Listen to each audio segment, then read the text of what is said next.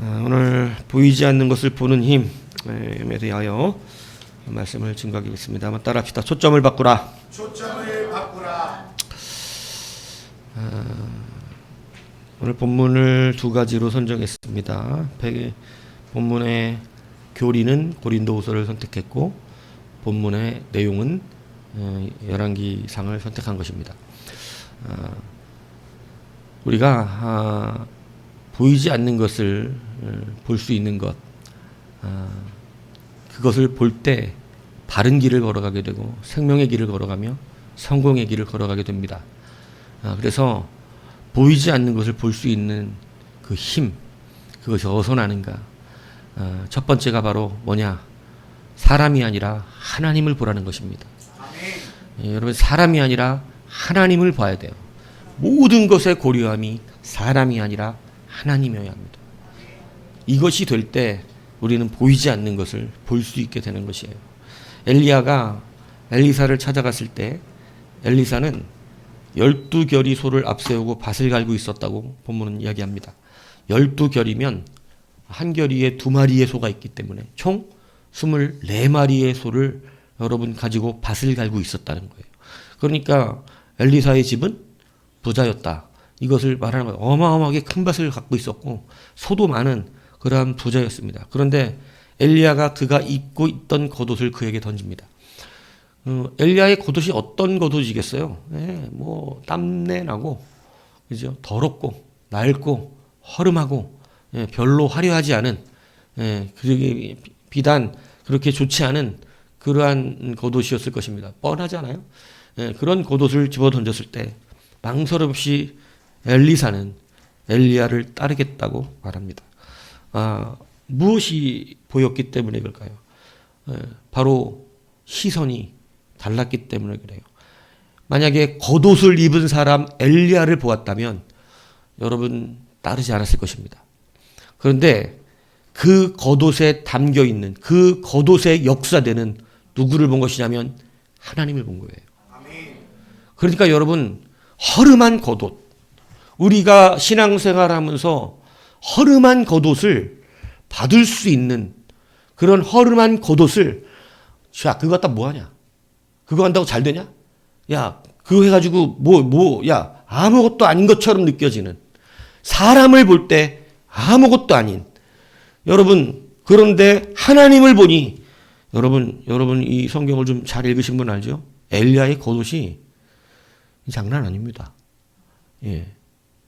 여러분 그 겉옷이 얼마나 큰 의미가 있는지 몰라요. 그런데 그 겉옷을 엘리사에게 던진 거예요. 여러분 누추하게 그지없는 옷입니다. 여러분 교회의 하나님의 나라의 일들을 우리가 우리의 시선을 바꾸지 않고 보면 아무것도 아닌 거예요. 이게 그냥 누추한 일이에요. 그런데 여러분 이것이 바뀌어야 돼요. 그래서 오늘 고린도서 4장 18에 우리가 주목하는 것은 보이는 것이 아니요 보이지 않는 것이니 보이는 것은 잠깐이요 보이지 않는 것은 영원한 것이에요. 여러분 영원한 것을 가지고 싶으세요? 잠깐인 걸 가지고 싶으세요? 여러분 당연히 그건 바꿀 게 아니에요. 바꿀 게 아닙니다. 이거는 짝퉁 다이아와 진짜 다이아 뭘 원하세요? 이 말하고 똑같은 거예요. 여러분 당연히 영원한 것이죠. 보이는 것은 영원하지 않답니다. 그래서 우리가 봐야 돼요. 반드시 보이지 않는 것을 보아야 합니다. 그것이 바로 우리가 주목해야 되는 것이에요. 그래서 이 주목이라고 하는 이 스코픈토는 시선을 고정시키다, 초점을 맞추다, 이 스코페오의 현재분 사용이에요. 그래서 쉽게 얘기해서 주목하다는 것은 초점을 잘 맞춰라 이 얘기하고 있는 거예요. 안경가는 잘 알지 초점이 뭔지. 안경학과. 안경에 초점을 잘못 맞추면 잘 안 보여요. 망원경을 보신 분들은 알지만 망원경에 초점을 잘 맞춰야 잘 보이는 거예요. 그래서 초점을 맞추라는 거예요. 초점. 그래서 제가 여러분 엘리사는 허름한 옷을 입은 엘리야를 본 것이 아니라 그 허름한 옷에 역사하시는 하나님을 본 것이죠. 그래서 제가 오늘 주보에 재밌는 사진을 하나 넣었어요. 한번 여기 보세요. 여기 앞에 띄워줘 보세요. 여기 보면 여자 사람 셋이 있잖아요. 그죠? 예, 이게 크게 가까이서 보면 여러분 여자 사람 셋처럼 보여요. 그런데 안경을 쓰신 사람들은 안경을 벗고 눈이 좋은 사람들은 눈을 지그시 감고 한번 봐보세요. 좀 멀리 눈을 지그시 감고 봐보세요. 실눈을 뜨고 한번 봐보세요. 뭐가 보여요? 보이세요? 여러분 이게 지금 초점을 가지고 해놓은 그러한 거예요. 주보에서 보셔도 돼요. 주보를 가까이 봐보세요. 가까이 봐보면 그냥 여자 사람 세 사람이 보여요. 커피 들고 있는. 멀리 주보를 멀리 하고 실눈을 살짝 떠보세요. 예수님 보이십니까? 옛날에 이런 거 안 보이면 문제 있다 뭐 이렇게 얘기하던 그죠? 눈 속 예수 아시죠? 시커먼 거. 예. 그런 거 전혀 관계 없습니다. 예. 보이세요? 안 보이는 분 계세요 혹시? 안수 받아야 될 것 같은데. 예? 다 보이십니까? 여러분 실눈을 뜨고 가만히 이렇게 보시면 예수님의 형상이 보이시죠? 예. 여러분 이게 무엇을 가지고 이런 사진을 만드냐면 사람의 초점입니다. 가까이서 보면 안 보이게 하는데 멀리서 보면 보이게 하는 거예요. 이게 바로 초점의 다름이에요. 그래서 이 사진이 너무 딱 또 이렇게 발견되더라고요. 여러분 이런 사진들이 좀 몇 개 있어요. 돌아다니는 사진들이. 여러분 자 이제 그만 보셔도 돼요. 예, 안 보이시는 분 어쩔 수 없어요. 회개하셔야 돼요. 예. 자, 제가 예전에 눈 녹은 사진에 검었고 하얀 거 보면 그게 예수님 얼굴이라 그러는 거예요. 근데 선배들이 그러는 거야. 이거 안 보이면 지옥 간다는 거예요. 안 보이는 거야.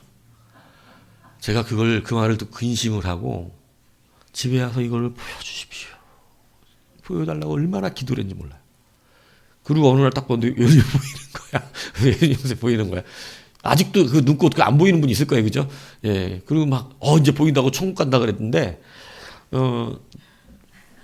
그거 보이고 안 보이고 아무 관계 없습니다. 예. 예수 안 믿는 사람도 보더라고요.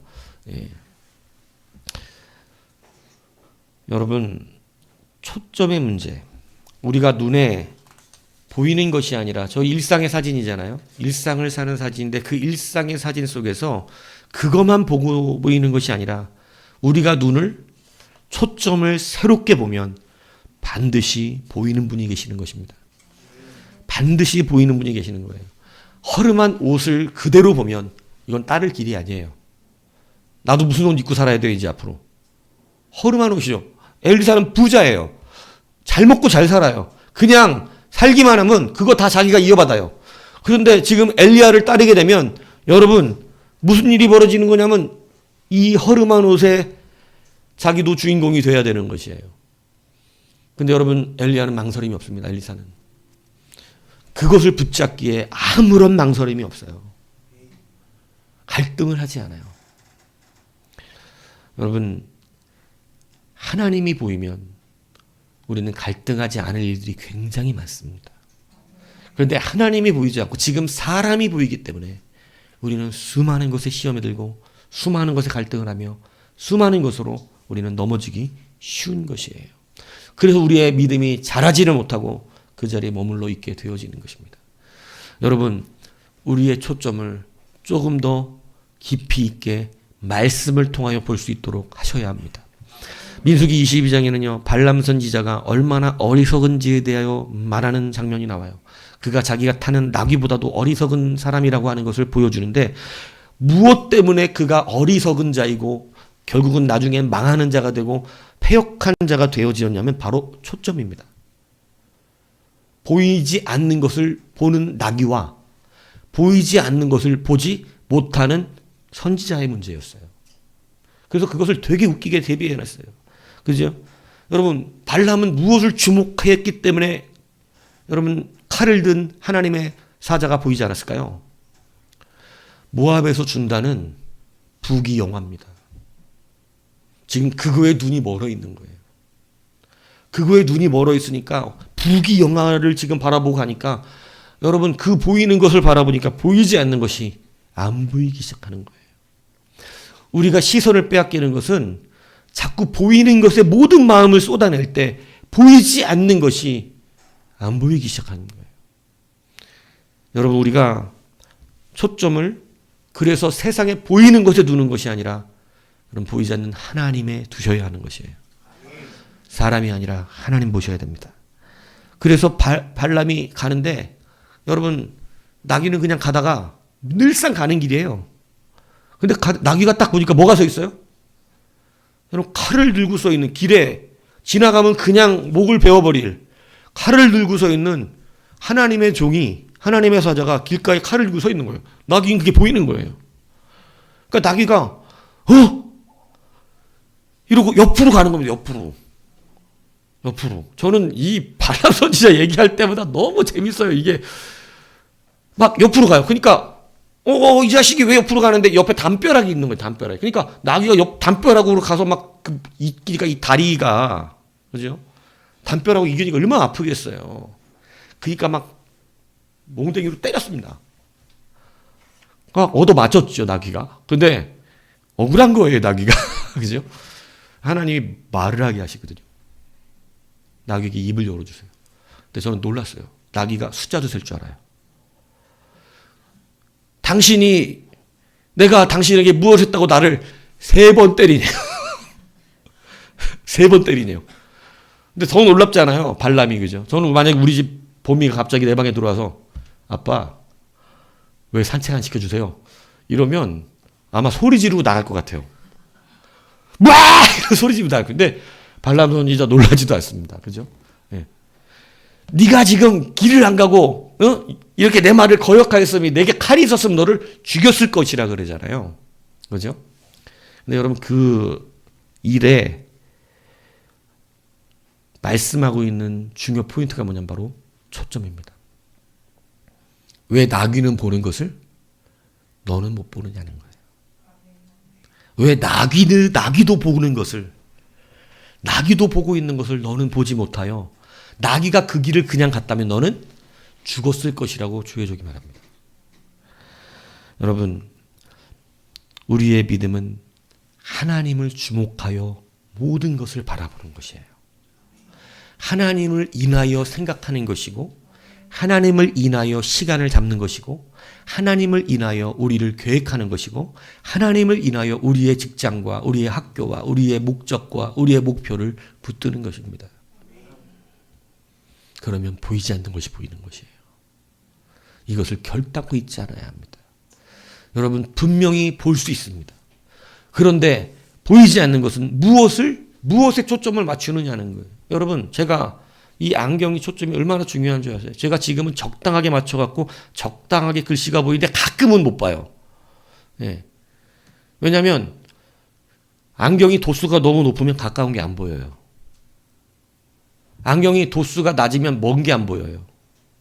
그래서 제가 안경을 2개를 왔다 갔다 썼던 이유가 책을 볼 때는 도수 낮은 걸 보는 거고 운전할 때는 멀리 봐야 되니까 도수 높은 걸 보는 거거든요.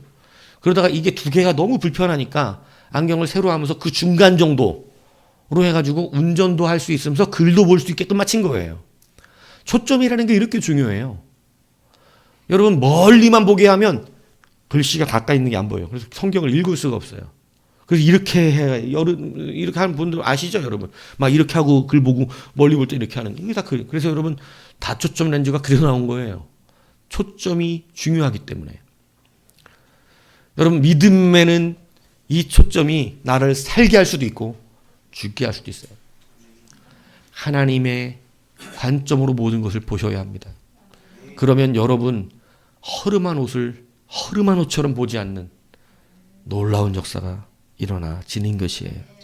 그래서 여러분, 우리가 초점을 바꾸기 위한, 우리가 보이지 않는 것을 보기 위해서 첫 번째는 무엇을 바꿔야 돼요? 초점을 바꾸는 거예요. 사람을 보지 말고 누구를 보라고요? 하나님이에요. 하나님으로부터 모든 것을 계산하세요. 여러분, 내 상황으로부터 모든 것을 계산하지 말고 하나님의 말씀으로부터 모든 것을 계산하세요. 하나님의 말씀을 기준을 놓고 시작하세요. 여러분, 그러면 반드시 보이지 않는 것이 보입니다. 여러분, 이것을 기억하셔야 돼요. 예. 여러분의 눈대로, 여러분의 보는 대로 하시면 안 되는 것입니다. 두 번째, 우리가 보이지 않는 것을 보기 위해서 여러분 겉사람이 아니라 속사람을 붙들어야 한다는 것이에요. 여러분 엘리야의 겉옷은 궁중의 화려한 비단옷과 그러한 겉옷이 아닙니다. 땀내가 나고 흐름하고 낡아빠진 보잘것없는 겉옷이죠. 겉의 모습을 보면 엘리야는 우리가 여러분 그다지 흠모할 만한 것이 없어요. 늘 그는 여러분 별로 남들이 볼 때 멋있게 다니는 그러한 사람이 아니었습니다. 그러나 그 당시 아합의 궁전에서 아합의 제사장들을 보면 아합의 제사장들은 너무나 멋있는 여러분 이 에봇을 입고 권위와 명예를 상징하는 화려한 옷들을 입으며 그들은 누가 보아도 그냥 볼 때 멋있습니다. 그냥 화려한 에봇을 입었기 때문에 여러분 이 보세요. 카톨릭의 그 하얀 이런 관 쓰고 지팡이 막 근지팡이 이마 이딴만한 거 들고 그지요 막 하얀 옷에다가 뒤에 끌리는 것 같고 뒤에서 그 막 그 신부 후보생 어린 저기 뭐야 애들이 이 다 붙들고 이 신부 뭐야 주교가 딱 들어올 때 가운데 그죠 그 이 길 레드 카펫 깔아놓은 대로 막 들어오잖아요. 그럼 막 지팡이 들고 딱 들어오면 뒤에서 딱 줄줄 서가지고 막 쫙 따라오고 그리고 뒤에 막 이 하얀 그 막 쫙 해갖고 이렇게 쫙 들어오잖아요. 예배 드릴 때 미사하려고 또 멋있어요 안 멋있어요? 막 흠모할 만하죠. 이야 멋있다. 야 진짜 멋있다. 얼마나 멋있게 들어옵니까? 지팡이랑 금지팡이 들고 막 내가 주의 지팡이 들은 거죠. 예? 와 하고 들어와가지고 딱 서서 그죠. 예. 말도 이렇게 쌍스럽게 안 해요. 막 예? 하나님은 여러분을 사랑하십니다. 권위 있게 해요. 예? 우리처럼 할렐루야 이렇게 안 한다고. 예? 멋있잖아요. 근데 여러분 엘리야는 그러한 겉옷을 입고 있지 않았어요. 누가 보아도 거지 같습니다. 누가 보아도. 그러한 겉사람의 모습을 보았다면 그리고 그는 도망자의 신세를 살았고 그는 힘들게 살아왔어요. 모든 나라가 엘리야를 잡아 죽이겠다고 말했던 적이 있는 바로 직후입니다. 이사벨의 말 한마디 때문에 도망가야 했던 그 직후예요, 지금이. 여러분, 그러니 엘리야의 인생을 보면 그 인생을 보면 이게 동경할 만하겠어요? 이거 자기도 도망 다녀야 되는 인생 사는 것이고 여러분 위험한 인생 살아야겠죠. 선지자로 산다는 것은 그만큼 고생이 많다 이것을 말하는 것이에요. 그런데 여러분 엘리사가 그 겉옷을 따른 것은 그 겉모습을 본 것이 아니라 바로 그 안에 있는 속사람의 권능을 보았기 때문이에요. 여러분 그가 어떠한 사람으로 쓰임받고 있는가를 보았기 때문에 그래요. 겉으로는 도망 다녀야 되고 겉으로는 여러분 쫓겨다니고 겉으로는 여러분 이게 편안한 인생 살 수 없는 것처럼 보였지만 여러분 그래서 오늘 고린도후서 16절이 이렇게 말하잖아요. 우리가 낙심하지 아니하노니 겉사람은 낡아지나 우리의 속사람은 날로 새로워지도다. 여러분 겉사람은 아무리 치장을 해도 가져갈 수 없어요. 천국에. 이것은 결국은 어떻게 되는 줄 아세요? 낡아져 버려요. 내가 말은 안 했는데 요즘 이춘자 집사님을 보면 되게 좀 내가 볼 때 20대 때 본 것 같아. 20대 때 봤나? 뭐 한 18년? 이래 된 것 같은데 18년 전이면 여하튼 뭐 젊을 때 봤어요. 애들이 다 꼬맹이 때니까. 그러니까 그때는 내가 볼 때는 그렇게 뭐 나이 근데 요즘 보잖아요. 그래서 저도 내가 스스로 거울을 다시 본다니까. 우리들이 그냥 막 늙어버렸구나 다. 엄청 늙었는데? 갑자기 막 그런 생각이 드는 거예요. 예? 봐서 용빈 보세요. 늙어 보이는 거. 세월이 굉장히 빨라요. 막을 수가 없어. 막을 수가. 예. 그러니까 후패해져 가요. 우리의 겉사람은 후패해져 가요. 아무리 아름다운 걸 치장해도 후패해져 가요. 아무리 이쁜 옷을 입어도 후패해져 가고 아무리 좋은 화장품을 발라도 후패해져 갑니다. 우리의 모든 가진 명예와 권세와 힘도 후패해져 가요. 예. 다 내려놔야 돼요. 그 아름다운 것들이. 아무것도 가져갈 수 있는 게 없어요. 성경이 그래서 오늘 고린도서 가르치는 거예요. 니들이 붙잡았던 물질도, 붙잡았던 명예와 힘과 우리의 겉사람의 모든 아름다운 부귀 영화가 다 후패해져 간다는 거예요. 그 빛은 꺼져 간다는 거예요. 그러면 무엇을 붙들어야 되냐고 말하는 거예요. 바로 우리 안에 있는 속사람이라는 것이죠. 우리 안에 있는 속사람은 날마다 새로워져서 날마다 젊어지는 거예요. 날마다 힘이 넘쳐나는 거예요. 겉사람은 낡아져가는 거예요. 여러분, 아름다움도 자랑할 날이 딱 그때뿐이야, 연지영. 요즘 뭐 최고 주가 치고 있지. 10년만 지나봐. 아름다움의 최고의 주가를 치고 있는 너희들이요. 10년만 지나보시라고. 여러분, 그래서 겉사람은 많은 투자를 해도 소용이 없어요. 결국은 다 뺏기는 것들이에요. 썩어질 것들이에요. 근데 성경 분명히 가르칩니다. 속사람을 바라보라는 거예요. 겉사람에 나아가지 말고 속사람을 바라보고 나아가라는 거예요.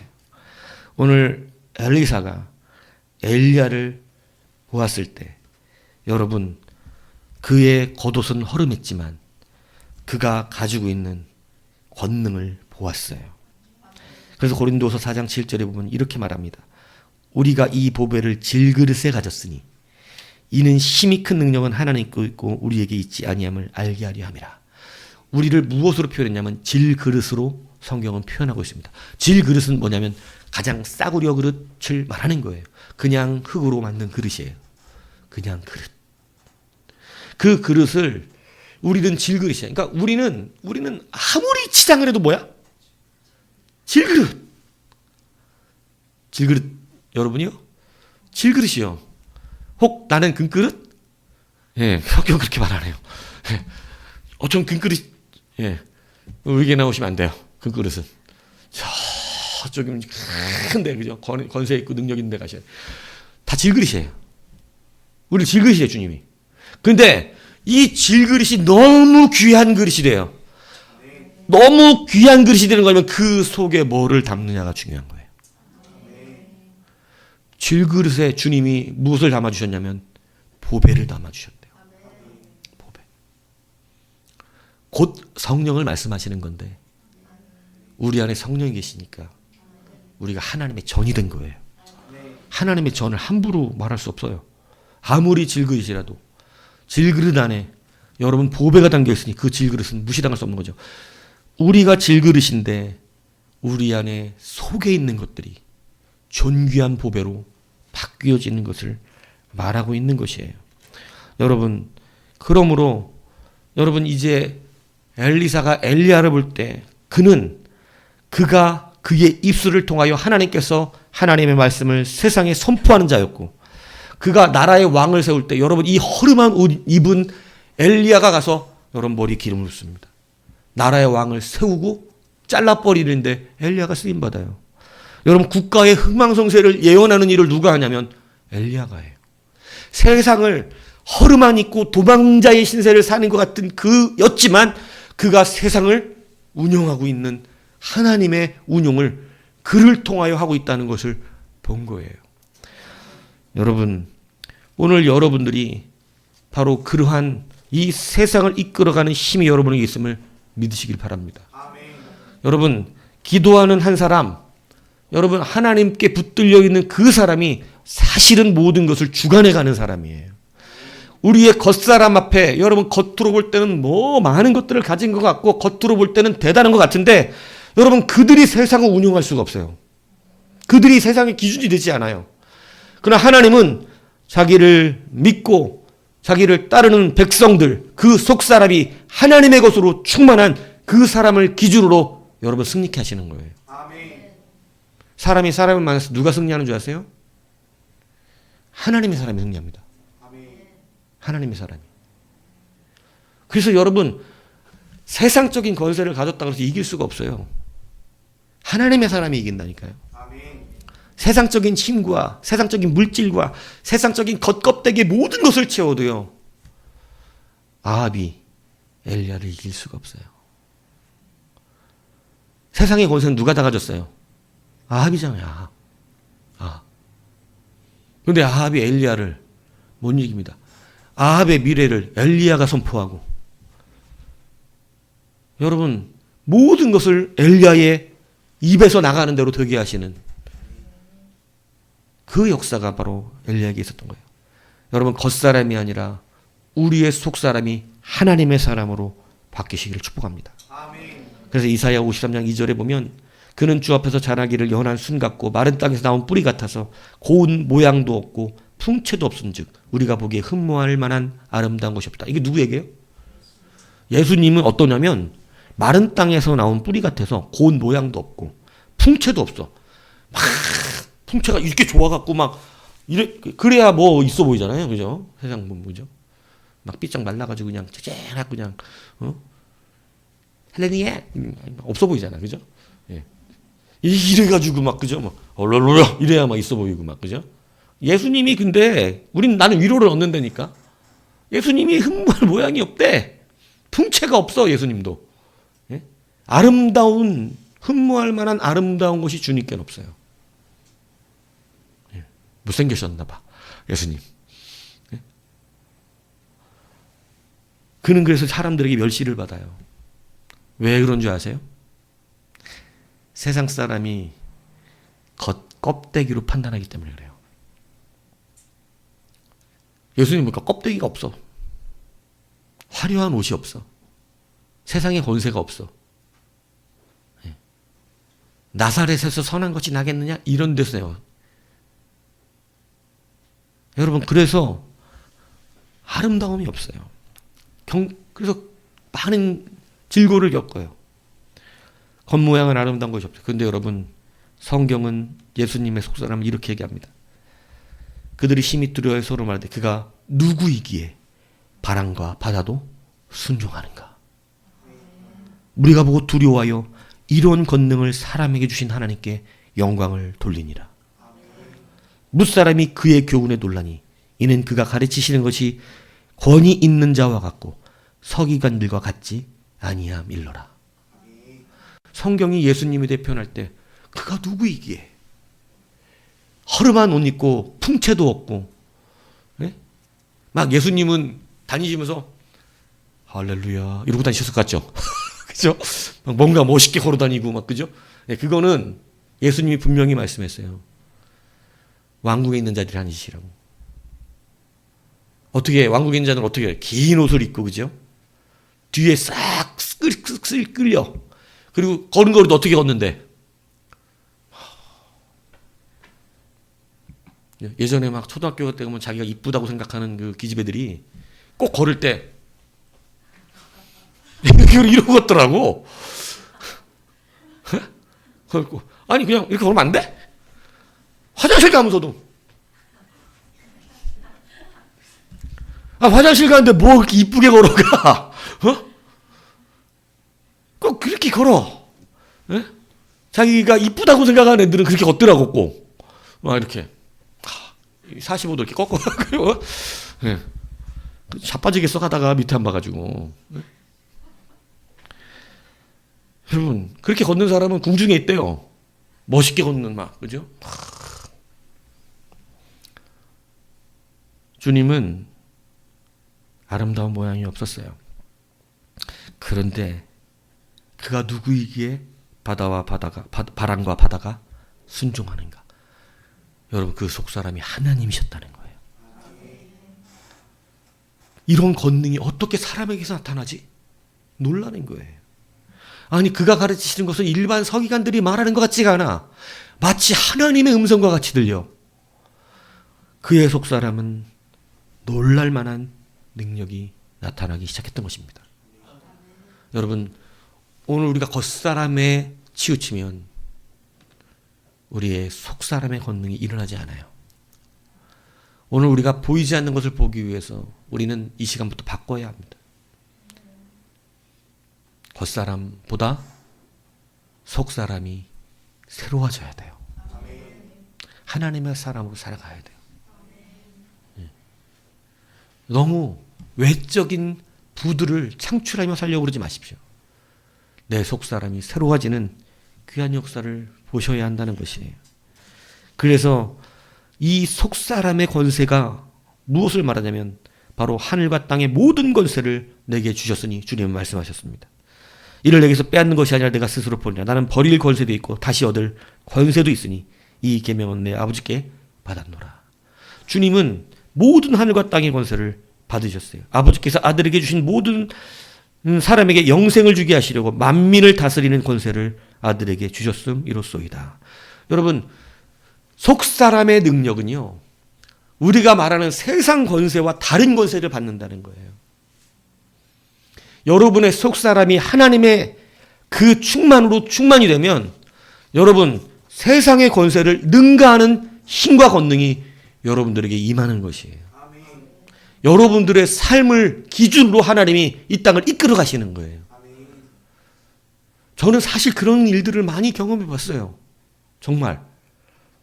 와, 하나님이 나 때문에 학교에 법을 바꾸기도 하고, 저는 정말 그런 일들을 경험해 봤어요. 이거는 그렇게 생각하지 아니하고는 말을 생각할 수가 없는 거예요. 그런 일들이 인생 가운데 있어요. 나 때문에 학교에 규칙이 바뀌어버린 거예요. 그리고 그 규칙의 혜택을 볼 수 있게 만들어주시는 거예요. 여러분, 하나님은 그 사람, 하나님의 충만으로 가득한 자들을 기준으로 이끌어 가심을 믿으시길 바랍니다. 그래서 여러분의 속사람이 변하면 여러분이 있는 처소들이 잘 될 수밖에 없어요.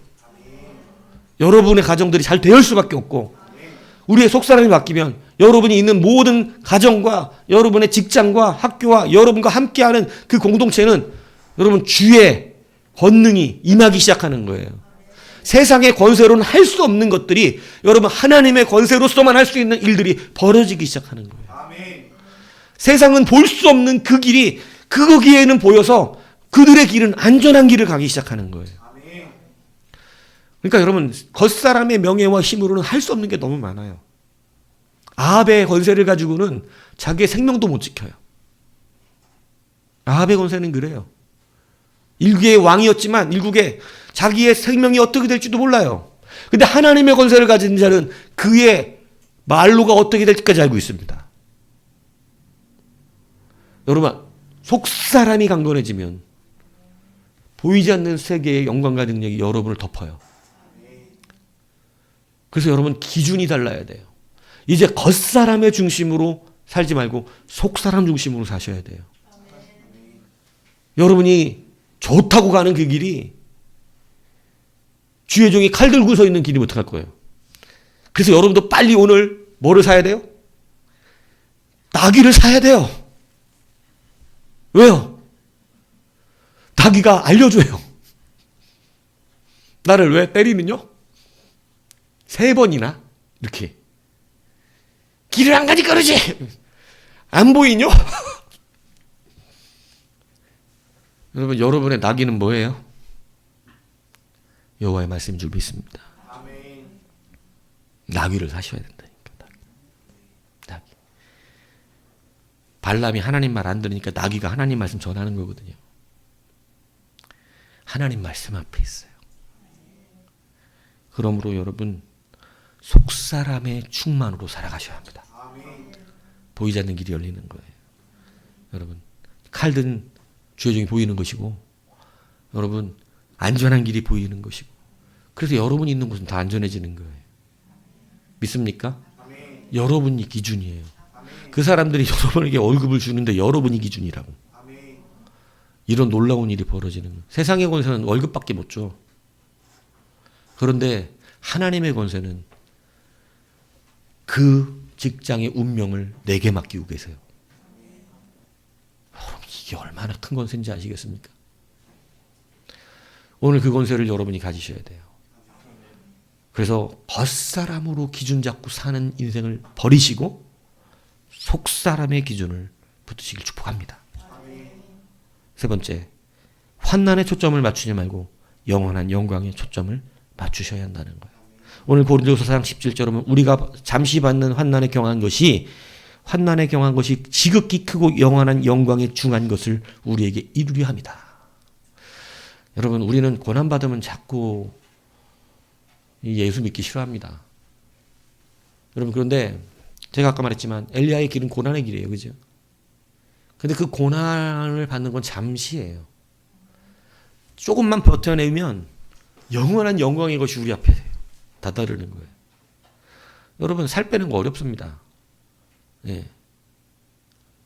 박은철의 배에 왕자가 새겨진다는 것은 쉬운 일이 아니에요. 예. 왜 쉽지 않죠?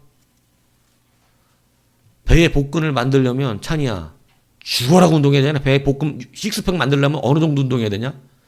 박은철 우리 앞에 있는 이 선생님이 몇 개월 정도 해야 돼?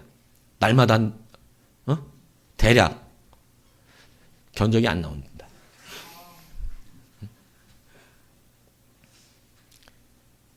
고통이 있어야 돼요.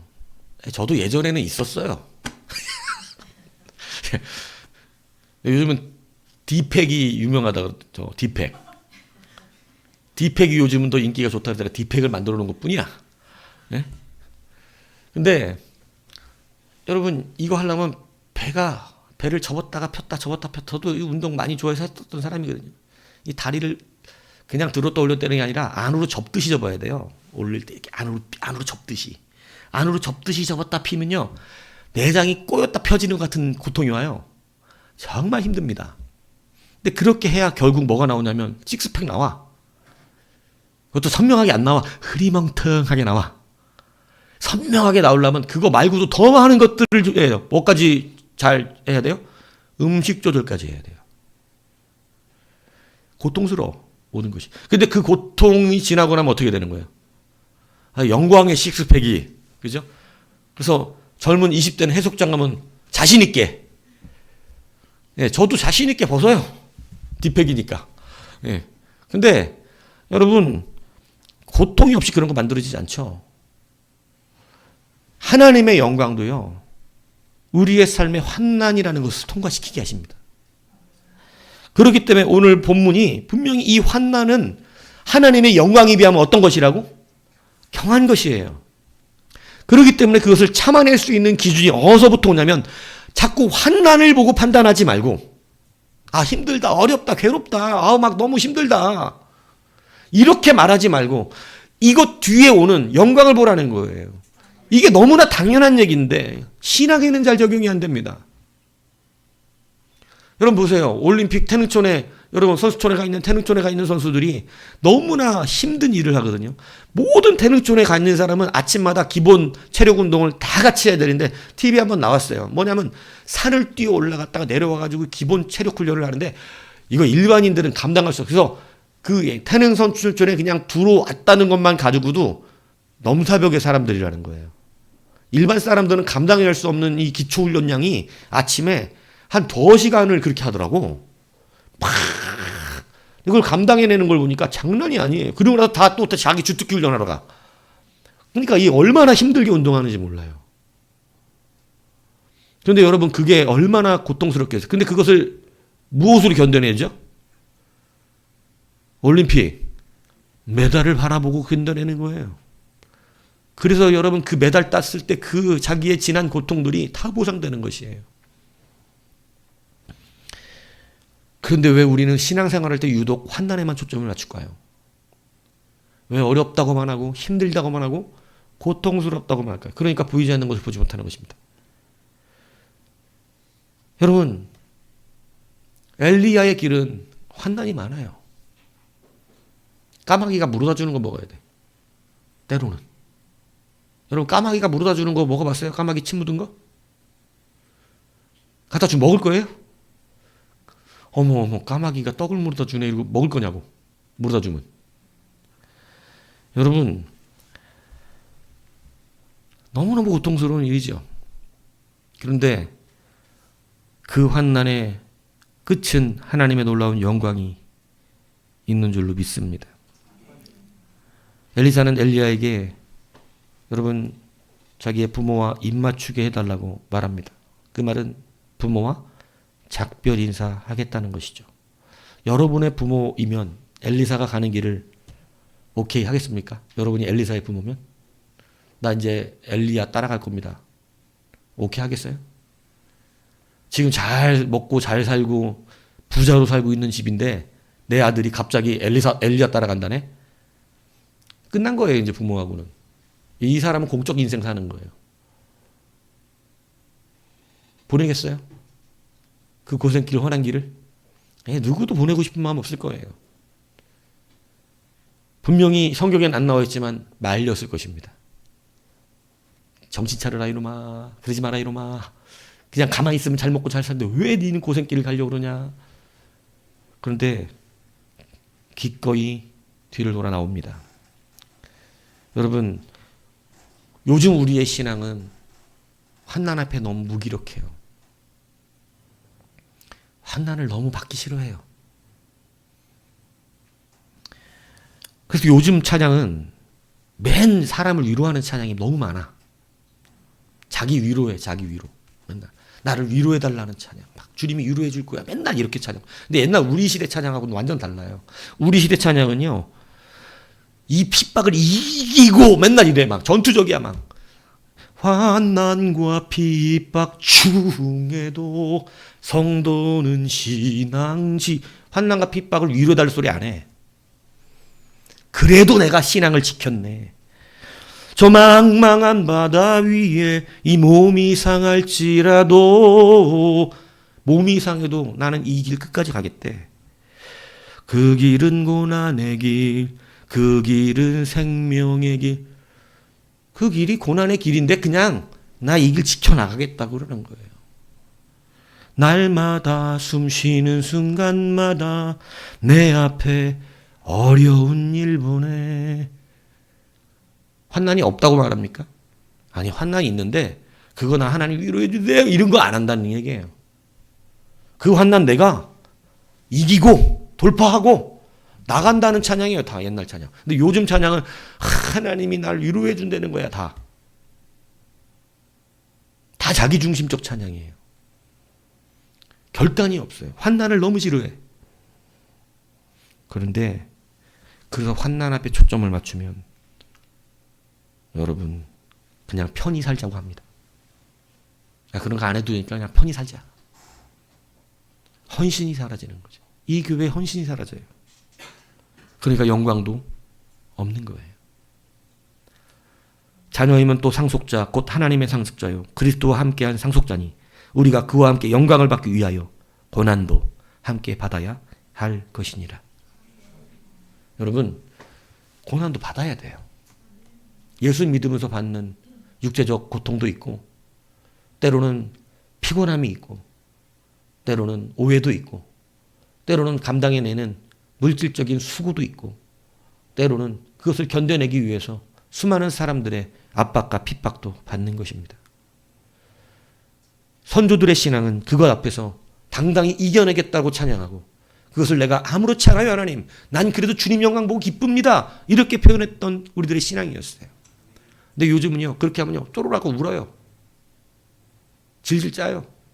죽겠대요. 못하겠대요. 힘들대요. 왜 나만 겪는 고난이냐고 이래요. 왜 너만 겪냐? 다 겪는다. 다.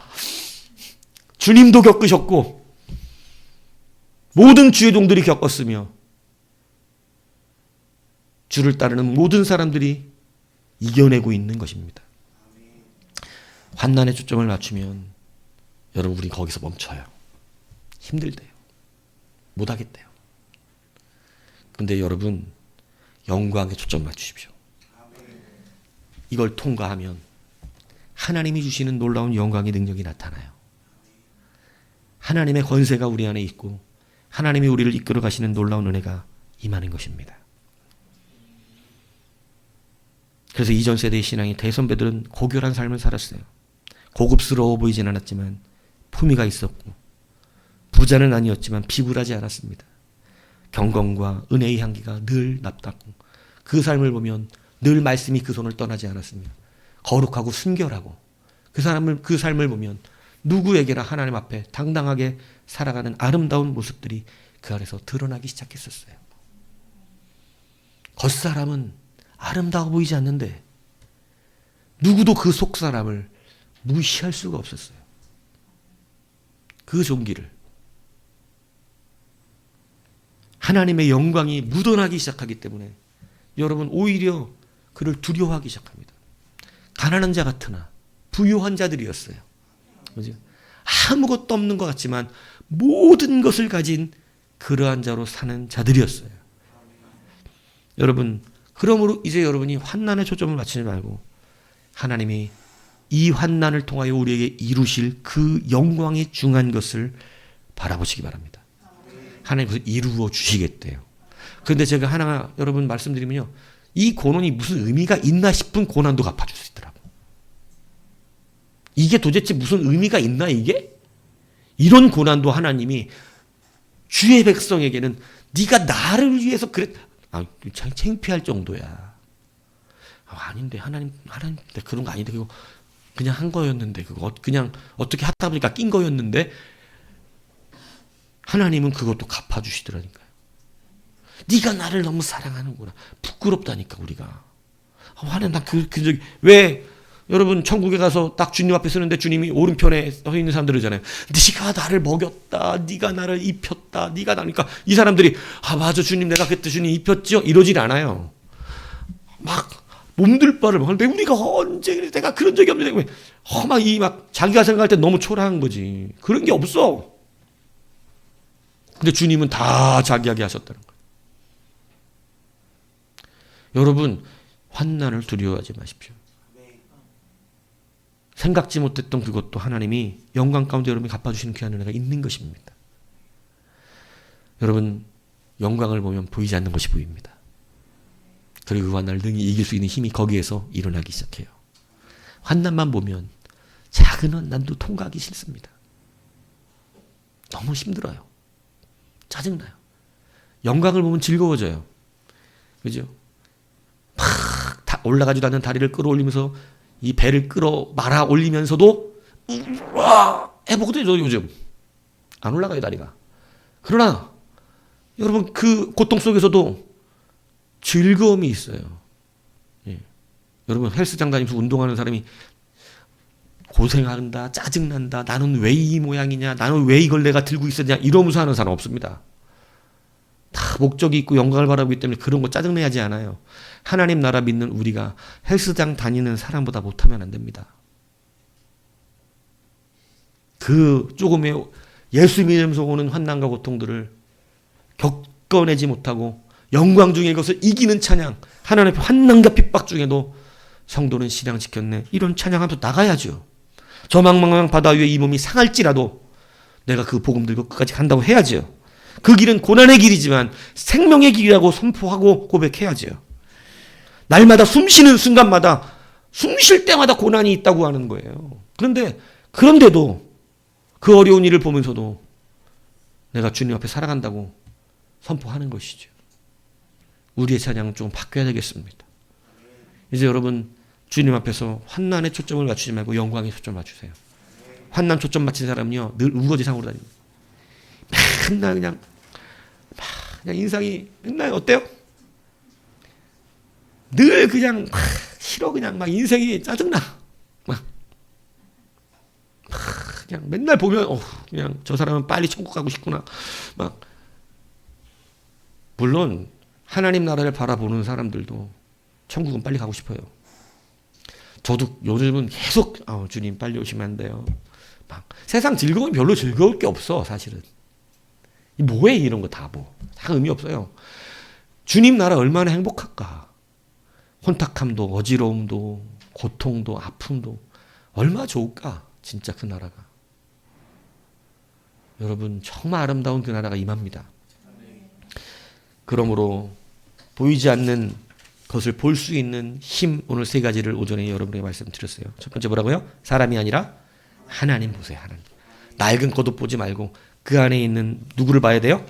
하나님 보셔야 합니다. 두 번째 뭐 말했어요? 겉사람이 아니라 속사람을 봐야 한다고 말씀드렸어요. 세 번째 뭐 말했어요? 환난이 아니라 영광을 바라보라고 하는 것입니다. 이게 고린도후서가 우리에게 알려주는 말입니다. 이 고린도후서의 말씀처럼 오는 엘리사는 이것을 바라보고 기꺼이 엘리야의 뒤를 따라갔습니다. 오늘 이 귀한 보이지 않는 힘을 다시 우리가 붙들고 점점 믿음이 쇠퇴해져 가고 정말로 맨날 자기 신상을 한탄하는 성도들이 자기 신세 한탄하는 교회, 그게 여러분 바른 교회겠어요?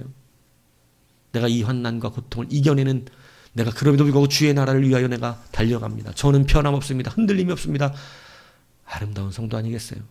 이러한 성도가 되어서 여러분 하나님의 영광의 은혜로 충만하여 겉사람은 별로 아닌 것 같은데 그 속사람은 하나님의 영광이 나타나는 그러한 우리 모두가 되기를 주님의 이름으로 축복합니다.